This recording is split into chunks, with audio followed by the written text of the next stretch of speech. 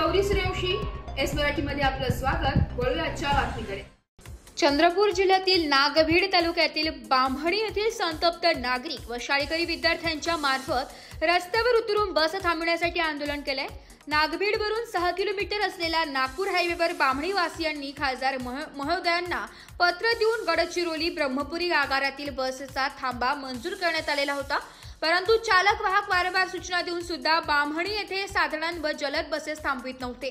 त्यामुळे आज दिनांक 11 सप्टेंबर रोजी बामहणी येथील संतप्त नागरिक व नागभीडला शिकत असलेल्या विद्यार्थ्यांनी रस्त्यावर उतरून बसेस थांबविण्यात आले। या प्रसंगी महाराष्ट्र प्रदेश काँग्रेस कमिटीचे महासचिव डॉक्टर सतीशभाऊ वारुचकर यांनी बामहणी येथे भेट देऊन त्यांचे मार्गदर्शनात ब्रह्मपुरी आगार येथे जाऊन आगार प्रमुखाला निवेदन दिले।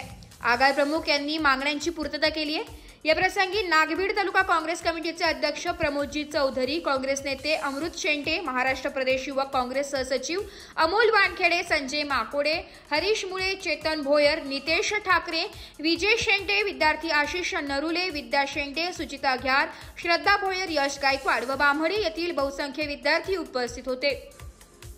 एस मराठी न्यूजसाठी जिल्हा प्रतिनिधी वहाब अली सय्यद, चंद्रपूर। अशाच नवीन ताज्या घडामोडी जाणून घेण्यासाठी आमच्या एस मराठी न्यूज चॅनलला लाईक करा, शेअर करा, सबस्क्राइब करा आणि बेल आयकॉनला क्लिक करायला विसरू नका।